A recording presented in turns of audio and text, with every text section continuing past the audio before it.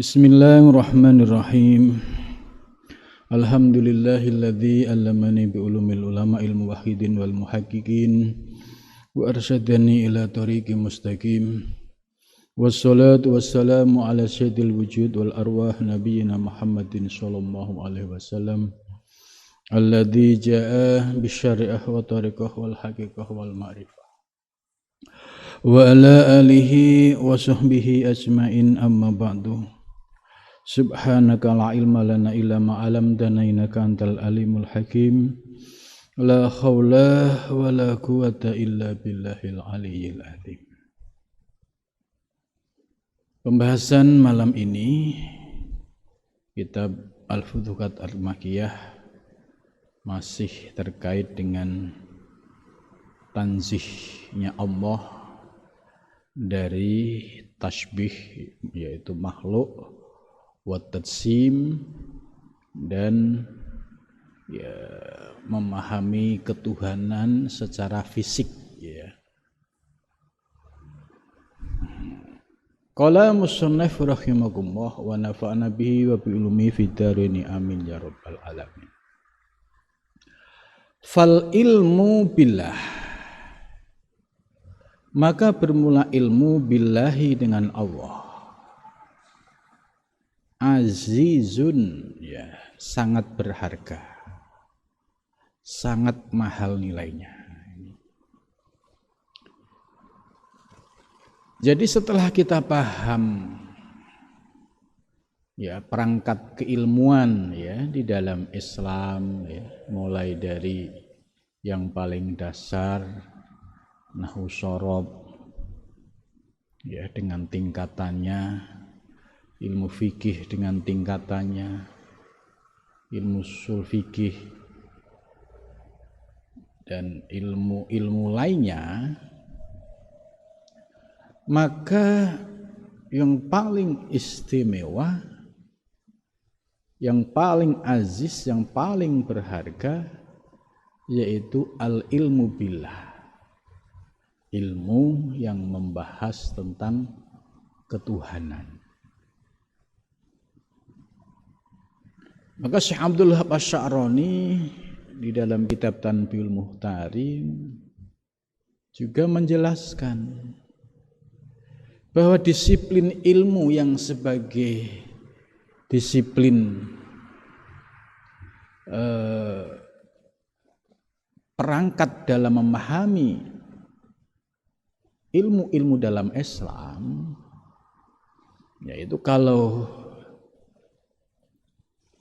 dibuat struktur, setelah memiliki pondasi dasar tadi, ilmu nahwu, ilmu shorob, ilmu fikih, ilmu ushul fikih, ilmu balaghah, kemudian ilmu-ilmu perangkat lainnya, paling atas itu adalah al-ilmu billah. Sebab ilmu-ilmu yang lain itu sebagai perangkat piranti.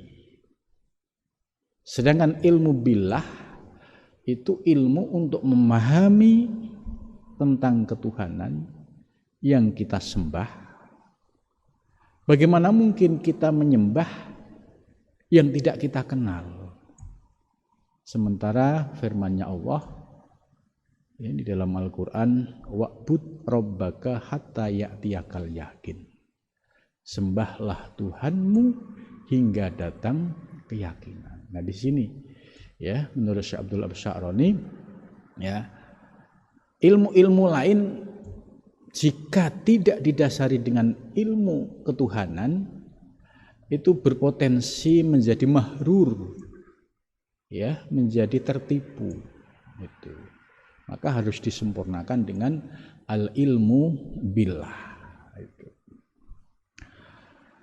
An idrakil aqli wan nafsi.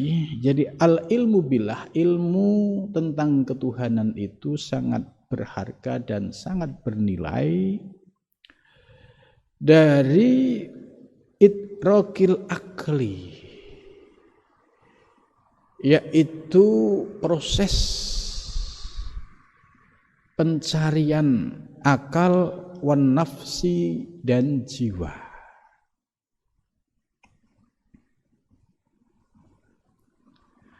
illa kecuali min haitsu innahu dari sisi ya sesungguhnya ilmu billah maujudun itu maujud ta'ala maha tinggi wa taqaddasa dan maha suci Allah gitu.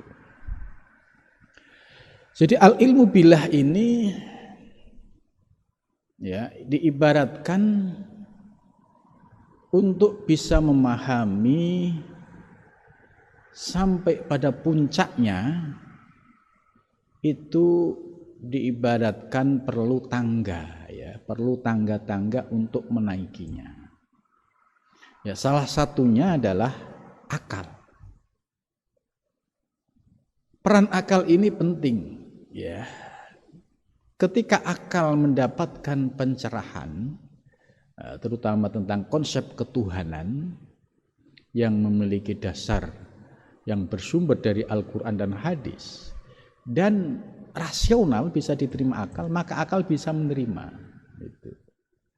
Ditambah akal ini didasari dengan keimanan, maka akal ini akan menjadi perangkat yang menjadi wasilah ya untuk memahami wilayah ketuhanan yang tak terbatas gitu.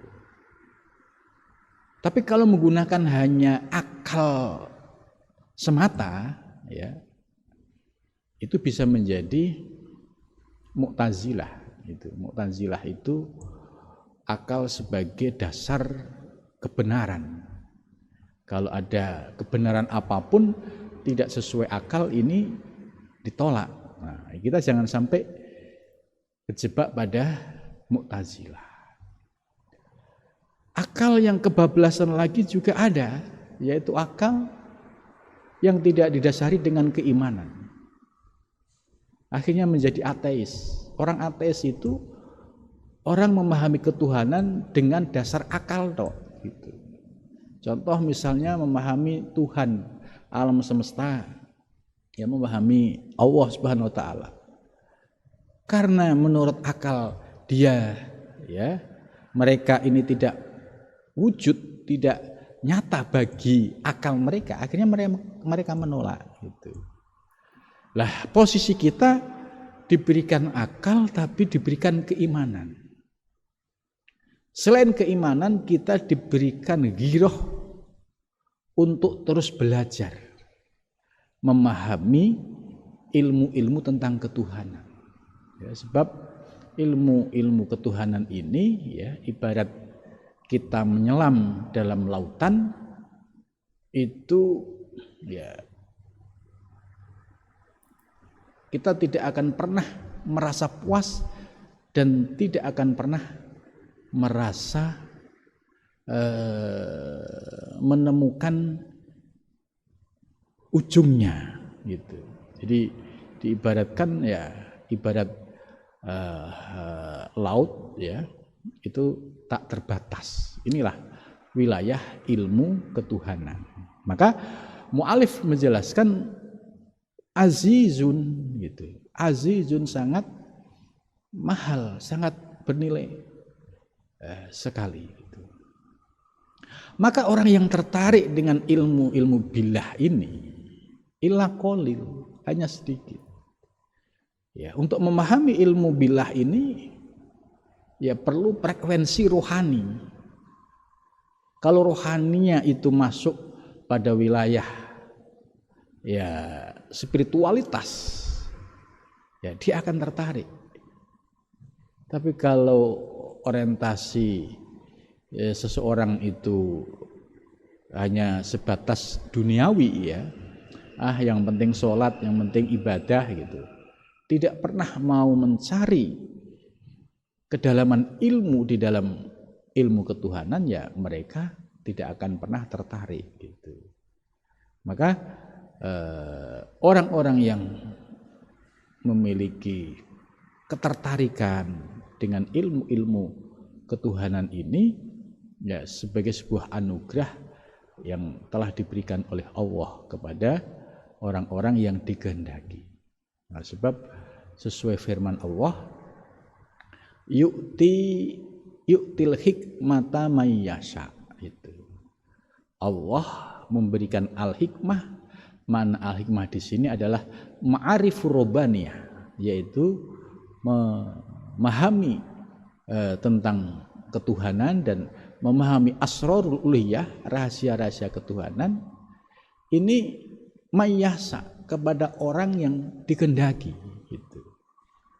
Maka jika tidak dikehendaki oleh Allah, sulit untuk bisa tertarik dengan ilmu ini. Nah, mu'alif sudah menjelaskan bahwa pirantinya untuk bisa mencapai atau bisa memperoleh ilmu billah itu yaitu dengan cara idrokil akli. Di akal ini berproses ya melalui penjelasan yang didasari Quran hadis, kemudian didasari dengan pemahaman yang rasional, akhirnya bisa menerima. Wa nafsi dan nafas, ya, jiwa. Nah, jiwa bagi orang yang dikehendaki oleh Allah mencapai jiwa yang sawiyah dan mutmainnah gitu. Itu ketika mendengar kajian-kajian ilmu yang sifatnya wilayah ketuhanan, ini secara refleks akan tertarik gitu. Karena ini menjadi kebutuhan ruhaninya. Tapi berbeda dengan orang yang masih dibelenggu oleh hawa nafsu, ya, oleh amarah dan lawamah. Itu tarikan hawa nafsu lebih dominan, ya. Untuk berangkat ngaji berat. Karena tarikan hawa nafsu lebih dijadikan sebagai panutan tinimbang melawan hawa nafsu. Tapi ada proses transisi, yaitu ketika ada orang yang awalnya dibelenggu oleh hawa nafsu, kemudian dia berjuang dengan sekuat tenaga, ya, mencari seorang guru yang bisa membimbingnya. Akhirnya mulai muncul mahabbah, kecintaan kepada Allah. Kemudian berjuang melawan hawa nafsunya, melatih diri untuk istiqomah dalam ibadah, istiqomah dalam zikir, istiqomah dalam ngaji. Ya, ini sebagai pertanda ya proses perjuangan seorang salik dalam menuju Allah. Jadi di wilayah nafsu ini juga terjadi tarik menarik antara kekuatan negatif yaitu nafsu amarah lawamah yang selalu mengajak kepada hal-hal yang sifatnya duniawi, ya, material, hedonisme, ya. Tapi yang sawiyah dan mutmainnah ini selalu memanggil kita untuk mengingat akhirat, untuk mencari bekal akhirat, ya, untuk mempersiapkan diri dalam menuju akhirat. Nah, ini di wilayah nafsu terjadi pergulatan. Maka para salik yang menang dalam perjuangan ini, ya, dia bisa lepas landas dari jebakan hawa nafsu yang matmumah, kemudian naik pada nafsu yang mahmudah. Nah, disitulah dia akan merasakan, menikmati ilmu-ilmu ketuhanan. Namun demikian, ya, innahu maujudun ta'ala wa taqaddasa. Jadi setelah kita yakin bahwa Allah itu maujud, ya, karena apa? Wujud alam semesta ini diadakan oleh yang mengadakan, yaitu Allah Subhanahu wa ta'ala. Namun demikian, mu'alif mengingatkan wa taqaddasa, tetap dalam posisi mensucikan Allah Subhanahu wa ta'ala, mentanzihkan Allah. Jadi setelah kita paham bahwa alam semesta ini wujud diadakan oleh Allah, bukan berarti alam ini kemudian itu Allah, tidak. Allah tetap sebagai zat wajibul wujud yang maha suci, yang laisa kamitslihi syai'un. Lah, ada sebagian orang yang terjebak pada paham ilhad. Setelah dia paham tentang ikat alam semesta, ya, itu diadakan oleh Allah, kemudian terjebak, terseret pada paham ilhad, menganggap berarti semua Allah. Lah, ini yang tidak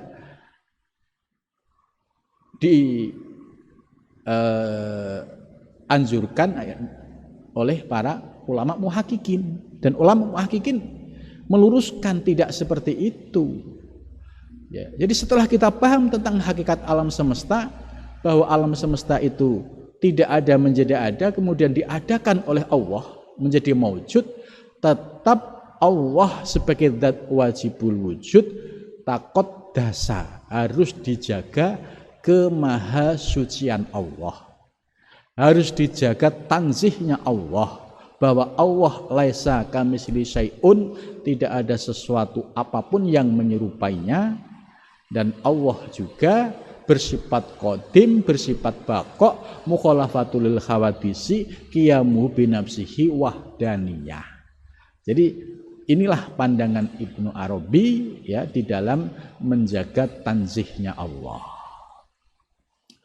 Wa kullu ma, dan bermula setiap sesuatu yatalafadu yang diucapkan bihi dengan ma, fi haqqil mahlukati, pada hak, ya, para makhluk, yaitu makhluk yang diciptakan oleh Allah, ya. Makhlukat itu sesuatu yang baru yang diciptakan oleh Allah. Makhlukat itu seperti apa? Ya, alam semesta seisinya, ya. Bumi seisinya itu makhlukat, ya.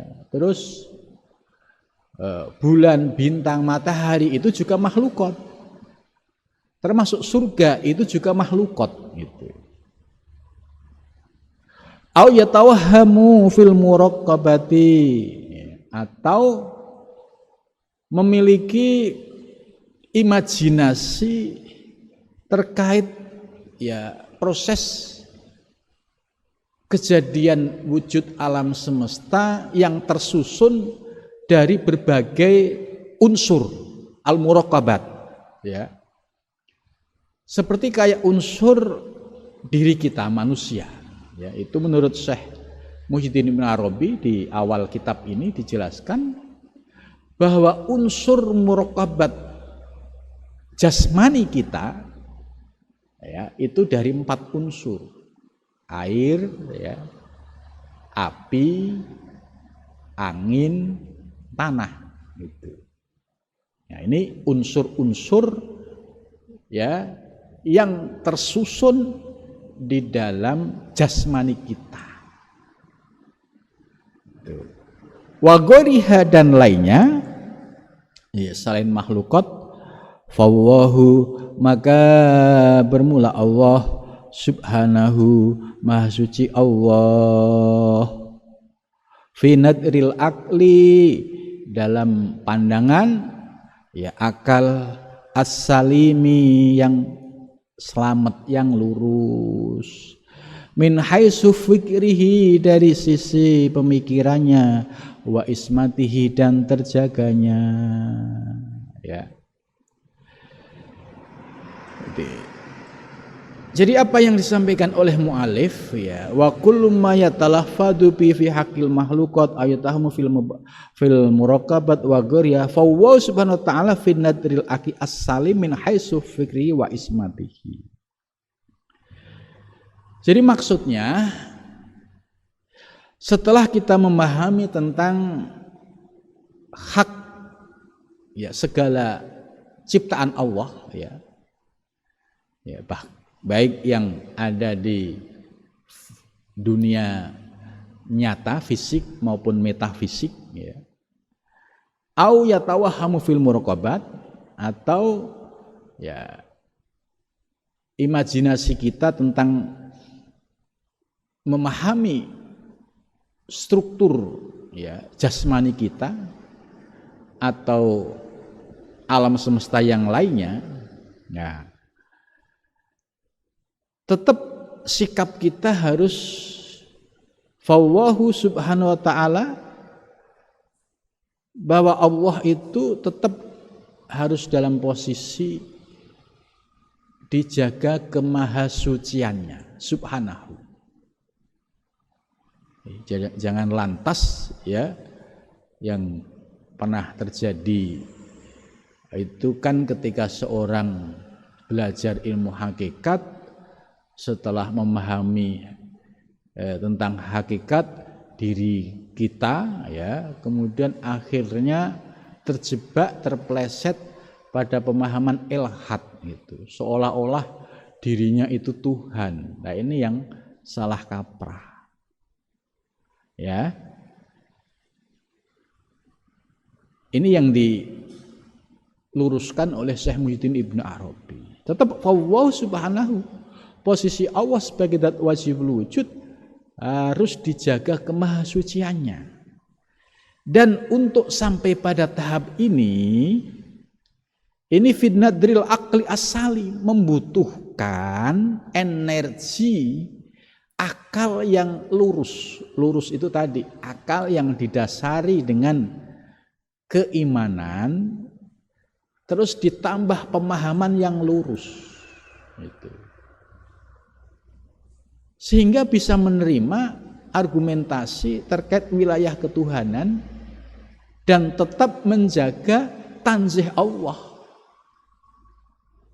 Kenapa harus menjaga tanzih? Ya karena Allah sudah berfirman, laisa kamitslihi syai'un. Tidak boleh ada orang memahami ketuhanan kemudian dia merasa mengaku Tuhan, padahal dia makhluk, dia muraqabat, dia baru gitu. Lah Syekh Muhyiddin Ibnu Arabi memposisikan ya secara proporsional ya tetap menjaga wilayah ketuhanan dengan menjaga kemahasuciannya, namun demikian untuk bisa mencapai pada tahap ini ya harus menggunakan fi nadril aqli as-salim, yaitu menggunakan analisa pemikiran yang dihasilkan oleh akal yang lurus, yang selamat. Itu artinya ya akal yang didasari dengan keimanan, kemudian memperoleh pemahaman yang utuh tentang pembahasan wilayah ketuhanan. Itu. Jadi kalau ngerti dasar Qur'annya, ya, ayat dan hadisnya, ngerti pemilahannya, mana yang tanzih, mana yang tasbih gitu, maka tidak akan muncul masalah gitu, tidak akan menimbulkan kontroversi gitu. Bikhilafi dzalika, berbeda dengan orang yang tidak menggunakan akal yang salim. Akal yang salim itu akal yang tadi rasionalitas, akal murni ya, itu akhirnya menjadi Mu'tazilah. Terus kalau kebablasan akhirnya menjadi ateis. Ini bikhilafi dzalik. Karena itulah yazuzu alaihi dzalika tawahum wa la yasri alaihi dzalika lafdu aklan minal wajhi alladzi taqabbalahul makhluqat. Karena itu tidak boleh baginya ya untuk mengembangkan tawahum. Tawahum itu imajinasinya tadi. Ya, contoh misalnya, oh dulu alam semesta tidak ada, gitu kan. Yang ada hanya Allah. Kemudian Allah menciptakan alam semesta menjadi ada. Terus Allah menciptakan bumi dan seisinya. Ya, termasuk bumi seisinya itu ya. Ini kalau tawahumnya, imajinasinya nggak pas, nggak lurus, akhirnya berpendapat, oh berarti ya Allah juga. Lah, tawahum yang seperti ini yang diluruskan oleh Syekh Muhyiddin Arabi. Gitu. Karena apa? Karena tidak bisa menjaga tanzih Allah dan takdis Allah. Nah, setelah paham wilayah ketuhanan, ya tetap Allah sebagai zat wajib wujud harus dijaga dari segala tasbih dan segala tadsyi. Ya. Fa in utliqa alaihi fa ala wasit takribi alal ifham li subutil wujud inda sami' la li subutil haqiqati allati wal haqqu alaiha fa inna Allah ta'ala yaqul laisa kamislihi syai'un.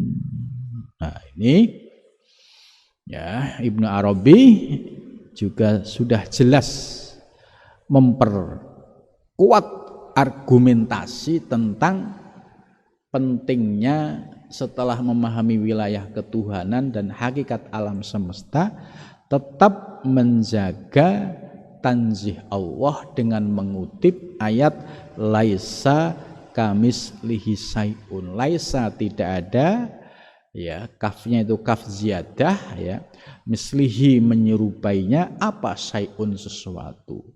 Jadi syai' itu maknanya luas. Masih Allah itu syai'. Itu. Lah, sesuatu selain Allah enggak ada yang menyerupai Allah. Itu. Maka ketika ada orang ya mengaku-ngaku ya menganggap ini sebenarnya tawahum yang mulai ya menyimpang, tidak sesuai dengan ajaran para ulama muhaqqiqin itu. Kemudian setelah itu mu'alif menjelaskan lagi walakin yajibu alaina syar'an gitu. Jadi setelah kita paham soal hakikat alam semesta, ya sudah tahu secara proporsional, kita kemudian juga bisa menjaga tanzih Allah gitu ya. Ya alam semesta ini sebagai tajallinya ya, tapi bukan Allah, sebab Allah itu tetap maha suci. Ya. Sesuatu selain Allah itu baru ya. Maka dasarnya adalah laisa kamitslihi syai'un. Kemudian mu'alif memperkuat walakin yajibu akan tetapi wajib alaina bagi kami syar'an secara syara' itu. Jadi Syekh Muhyiddin Ibnu Arabi tertib setelah kita paham wilayah ketuhanan didasari dengan ayat Al-Qur'an ya untuk menjaga tanzih Allah. Lah ditambah wajib bagi kita secara syar'an min ajli qaulihi ta'ala lin nabihi, yaitu dari firman Allah Subhanahu wa taala kepada nabinya sallallahu alaihi wasallam, yaitu fa'lam annahu la ilaha illallah. Itu jadi artinya tetap tertib secara syariatnya ya. Contoh para nabi ya, mulai dari Nabi Adam sampai Nabi Muhammad itu semua zikirnya sama ya, seperti yang disabdakan oleh Nabi, afdalu ma qultu ana wa nabiyuna min qabli la ilaha illallah. Afdalu ma qultu, sebaik-baik sesuatu yang aku ucapkan, aku wa nabiyuna dan para nabi, min qabli sebelumku, yaitu la ilaha illallah. Artinya la ilaha illallah ini sudah paten sejak Nabi Adam sampai Nabi Muhammad. Nah, maka dari itu para penerus, orang-orang yang mengkaji kalimat la ilaha illallah, yaitu para ahli thariqah ya, karena ahli thariqah ini yang mengkhususkan mengamalkan zikir nafi isbat la ilaha illallah, kemudian menggali makna-makna yang terkandung di dalamnya. Maka semua thariqah mu'tabaroh ya, itu pasti zikirnya yaitu nafi isbat. La ilaha illallah, tidak keluar dari itu. Sekalipun sudah memahami wilayah ketuhanan dan memahami rahasia-rahasia ketuhanan, termasuk rahasia hakikat alam semesta, rahasia diri kita, tetap kalimat yang keluar dari lesannya adalah la ilaha illallah. Ya, kemudian digali maknanya.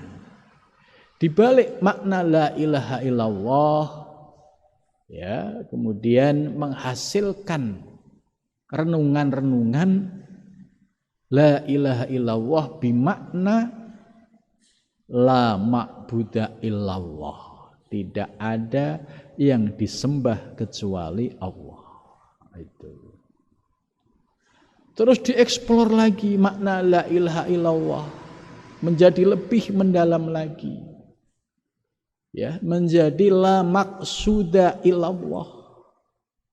Tidak ada yang menjadi tujuan kecuali Allah. Maka para ahli thariqah sebelum dzikir itu selalu mengucapkan ilahi anta maqsudi wa ridhaka matlubi a'tini mahabbataka wa ma'rifatak. Ini tetap berpegang teguh pada la ilaha illallah. Terus digali lagi sampai menemukan makna la maujuda illallah. Tidak ada yang maujud kecuali Allah. Digali lagi sampai ketemu la af'ala illallah.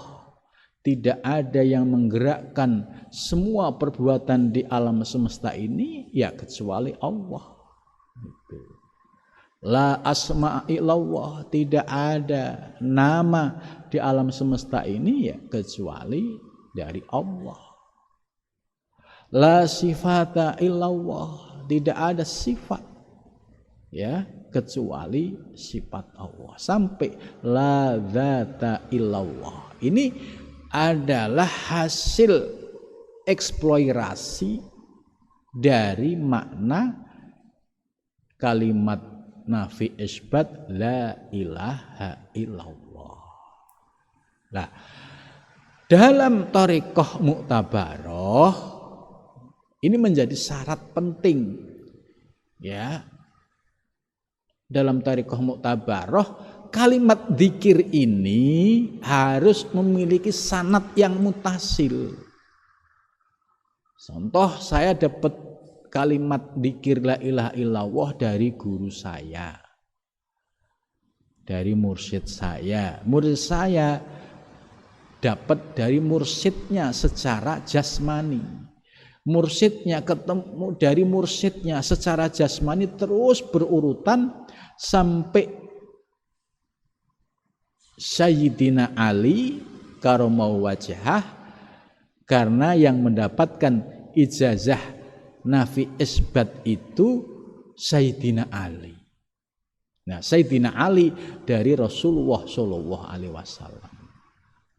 Jadi Sayyidina Ali satu hari matur kepada Rasulullah, ya Allah berilah, ya Rasulullah berilah amalan yang membuat kami mudah dan praktis untuk menuju Allah. Itu. Terus Rasulullah menjawab, ya dawamun dzikri, ya langgengkan dzikirmu gitu. Nah, Sayyidina Ali belum mantap kalau mulazamatu dzikri itu dzikir yang mana? Ditanyakan lagi supaya lebih konkret. Kemudian Rasulullah menjawab yaitu la ilaha illallah. Terus akhirnya Sayyidina Ali disuruh berhadapan dengan Rasulullah dengan memejamkan mata, ya. Rasulullah mengucapkan kalimat la ilaha illallah 3 kali.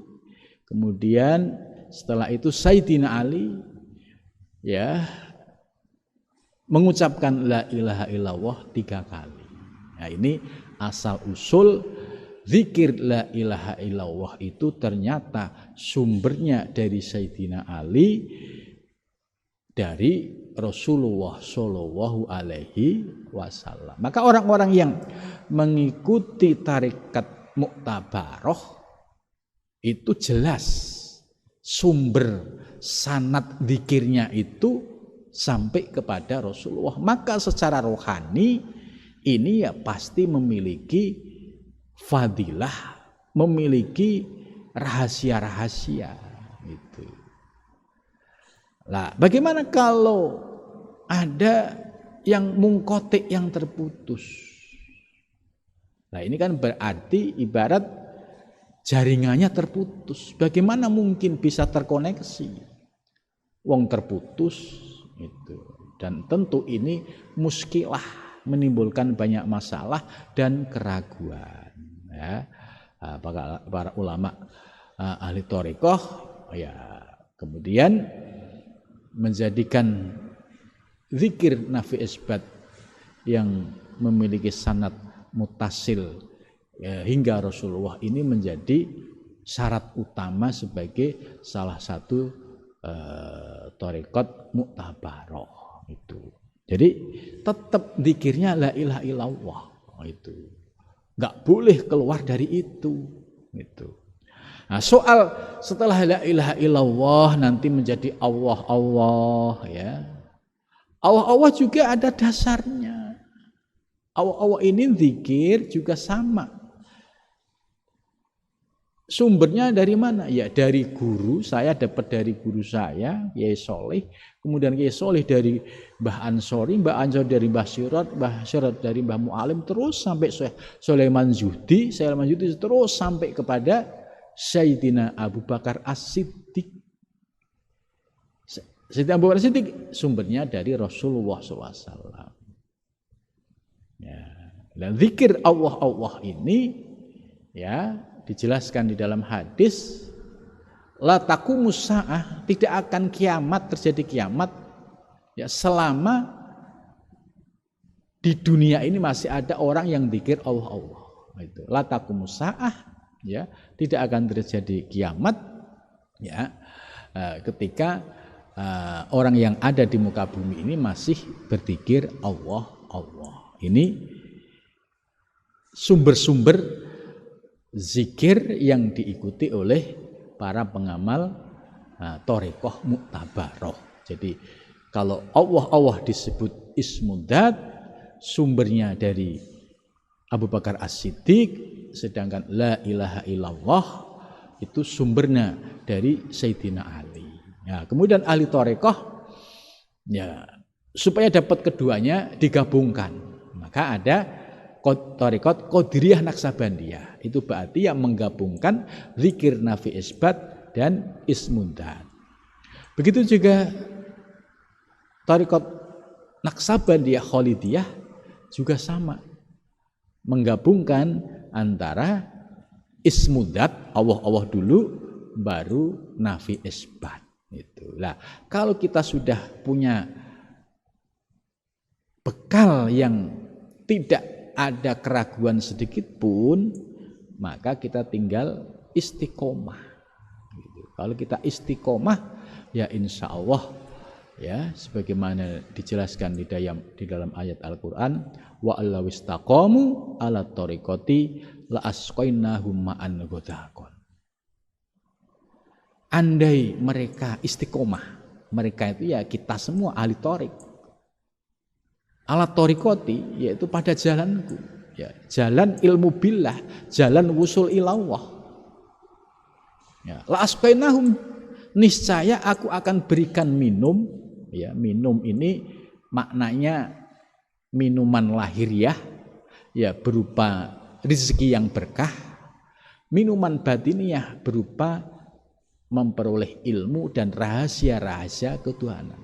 La asqainahum, niscaya aku akan memberikan minum kepada mereka ma'an air godakon yang tidak akan pernah haus. Artinya orang yang mengikuti jalan thariqah yang mu'tabaroh itu indikasinya gampang. Kalau jalannya dia lurus sesuai janji Allah, la asqainahum ini ada lam tauhid. dan ada nun taukid, ya, berarti serius. Pasti Allah akan memberikan, ya bahasa sederhananya, keberkahan lahir dan keberkahan batin. Ini ciri-ciri orang yang istiqomah di dalam mengamalkan zikir torekoh itu. Nah, jadi jelas dasarnya. Kemudian selanjutnya mu'alif juga menjelaskan falam nasil ilal ma'rifah bihi subhanahu wa ta'ala ila bil azzi an ma'rifatihi. Itu. Falam nasil, maka kami tidak akan sampai ilal ma'rifah, sampai mengenal bihi dengan Allah. Ya, ini prinsip yang sudah kelasnya muntahi. Subhanahu wa ta'ala ila bil azzi. Jadi para salik, ya, ketika sudah tahap mutawasid muntahi, ya, itu sudah bisa melepaskan keakuan, melepaskan ego, melepaskan atribut-atribut yang dulu dibanggakan, gitu ya. Akhirnya menjadi sirna, ya, tidak merasa berilmu, tidak merasa paling pintar, tidak merasa hebat, tidak merasa yang lebih dari yang lain, ya, tidak merasa mampu menuju Allah tanpa mendapatkan anugerah Allah, sehingga keakuan-keakuan yang ada di dalam diri ini sirna. Maka ketika keakuan diri ini sirna, ya, bil azzi, maka dia tidak merasa punya kemampuan apapun sebagai hamba yang lemah, hamba yang tidak berdaya, hamba yang senantiasa berpegang pada la haula wala quwata illa billah. Itu. Ini yang sesungguhnya hamba yang azzi. Lah, ketika dia sudah mengakui sebagai hamba yang fakir, hamba yang dhaif, hamba yang lemah, maka Allah akan memberikan limpahan anugerah, ya, anugerah kefutuhnya ilmu kemakrifahan. Jadi nggak bisa menuju Allah itu dengan keegoan, keakuan, ya. Wah, ini bisa saya kejar dengan zikir sekian pasti saya makrifah. Kalau masih ada perasaan seperti ini, itu mustahil bisa makrifah. Kenapa? Karena masih keakuannya yang muncul. Ini bisa saya kejar dengan kholwat sekian bulan, sekian tahun.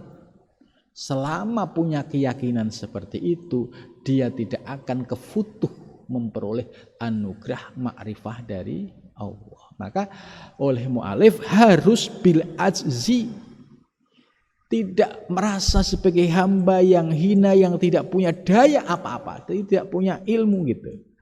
Anmarti. Gitu. Sebab kalau muncul keakuan-keaguan itu terhijab lagi, gitu. Li'anna tolabna, karena sesungguhnya kami mencari an-na'rifahu, untuk mengenalnya, kama na'lubu, sebagaimana kami mencari ma'rifat al-asya, mengetahui segala sesuatu, kulliha, semuanya, min jihatil haqiqati, dari sisi hakikat, alatiyal ma'lumatu alaiha. Itu jadi jelas Syekh Muhyiddin Ibnu Arabi menjelaskan, ya, setelah memahami ilmu ketuhanan, bisa memilah antara yang qadim dan yang hudus, bisa tetap menjaga tansihnya Allah, ya, dari tasbih dan tatsim, tetap berpegang pada ayat laisa kamitslihi syai'un. Yang terakhir pesan beliau adalah jangan sekali-sekali menuju Allah itu dengan keakuan dan keegoan. Selama itu masih ada, tidak akan mungkin sampai kepada Allah. Solusinya harus meruntuhkan keakuan keegoan, sehingga benar-benar dirinya itu mengakui sebagai hamba yang bodoh, hamba yang hina, Maka ketika dia dalam posisi tahqiq dengan sifat-sifat kehambaan, Allah akan membukakan pintu-pintu kema'rifahan. Nah, ini nasihat yang diberikan oleh Syekh Muhyiddin Ibnu Arabi kepada para salik. Nah, mudah-mudahan apa yang disampaikan dapat menjadi bekal kita dalam menuju Allah Subhanahu wa taala. Mudah-mudahan bermanfaat. Wassalamualaikum warahmatullahi wabarakatuh.